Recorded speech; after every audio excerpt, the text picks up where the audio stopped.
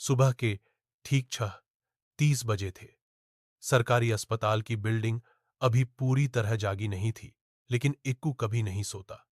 Monitor की beep, oxygen machine की धीमी सनसनाहट, नर्सों के कदमों की आवाज, सब कुछ रोज जैसा ही था।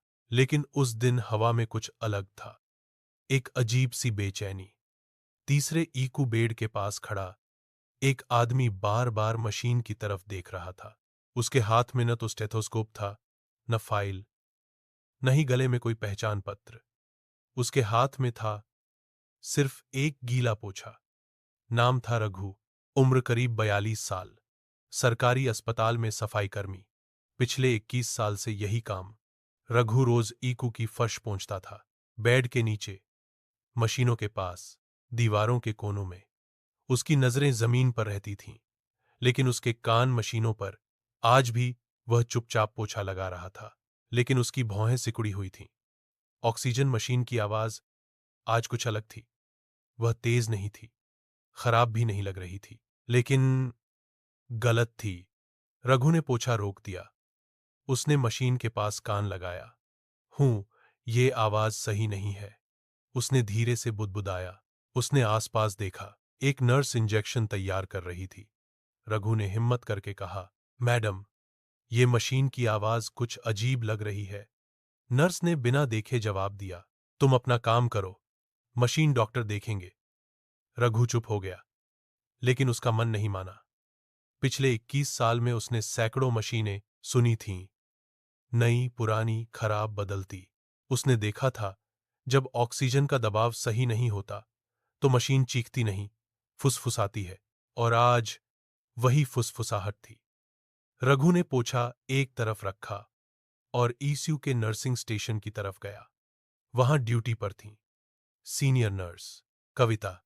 मैडम, उसकी आवाज झिझकी हुई थी। ऑक्सीजन लाइन शायद सही नहीं है। कविता ने चश्मा ठीक किया, रघु को ऊपर से नीचे देखा। रघु, तुम सफाई करते हो, मेडिकल सलाह मत दिया करो। पास खड़े एक जूनियर डॉक्टर मुस्कुरा दिए। आजकल सब एक्सपर्ट हो गए हैं, किसी ने फुसफुसाया। रघु का चेहरा गर्म हो गया, लेकिन वह बोला नहीं। वह जानता था, उसकी वर्दी उसकी सबसे बड़ी कमजोरी है।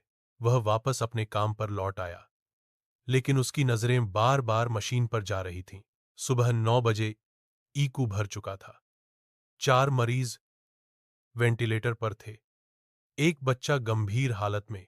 ड्यूटी पर आए डॉ. शेखर, अस्पताल के सबसे सीनियर डॉक्टर। रघु ने आखिरी बार कोशिश की।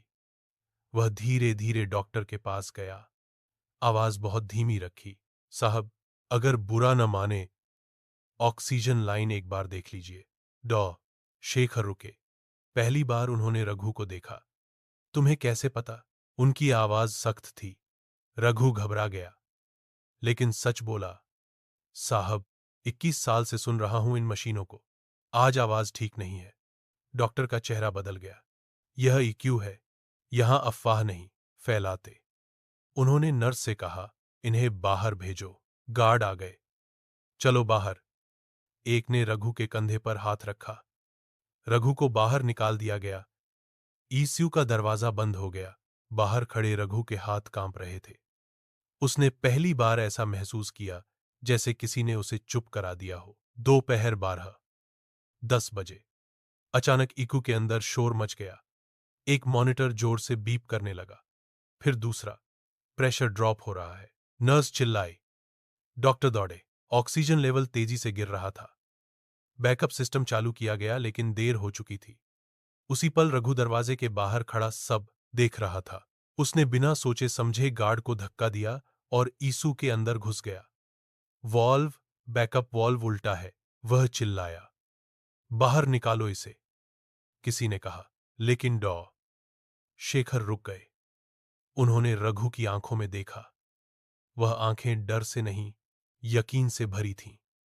कौन सा वॉल्व? डॉक्टर ने पूछा। रघु ने बिना रुके इशारा किया। नीचे वाला, नीली लाइन के पास। डॉक्टर ने देखा। 1 सेकंड, 2 सेकंड। उनका चेहरा सख्त हो गया। हे भगवान! वॉल्व सच में गलत फिट था। तुरंत बदला गया। ऑक्सीजन लेवल धीरे धीरे स्थिर होने लगा। बच्चे के मॉनिटर की बीप सामान्य हुई। आईसीयू में सन्नाटा छा गया। कुछ मिनट पहले जिसे बाहर निकाला गया था, आज उसी ने जान बचाई थी। डॉ शेखर ने गहरी सांस ली। उन्होंने सबके सामने कहा, अगर यह आदमी आज नहीं होता तो हम मरीज खो देते। रघु सिर झुकाकर खड़ा था। किसी ने ताली नहीं बजाई, किसी ने शोर नहीं किया, बस शर्म थी और सच्चाई। अगले दिन अस्पताल में नोटिस लगा, सुरक्षा और मशीनों से जुड़ी किसी भी सूचना को किसी भी कर्मचारी से सुना जाएगा। पद देखकर नहीं, अनुभव देखकर। रघु आज भी वही काम करता है। पोछा, फर्श, इकू, फर्क बस इतना है। अब जब वह बोलता है तो लोग सुनते हैं। कभी कभी जान बचाने के लिए डिग्री नहीं, ध्यान चाहिए।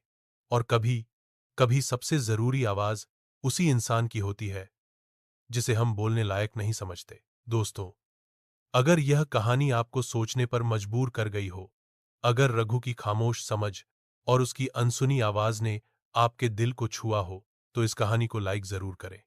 कमेंट में जरूर लिखिए, क्या आपने कभी किसी ऐसे इंसान को देखा है जिसकी बात सिर्फ इसलिए नहीं सुनी गई क्योंकि उसका पद छोटा था? और ऐसी ही दिल को छू लेने वाली, सीख देने वाली कहानियों के लिए कहानी किड्स कॉर्नर चैनल को अभी सब्सक्राइब करें, ताकि कोई भी कहानी आपसे छूट न जाए। क्योंकि यहां हम सिर्फ कहानियां नहीं सुनाते, हम जिंदगी को समझने की कोशिश करते हैं।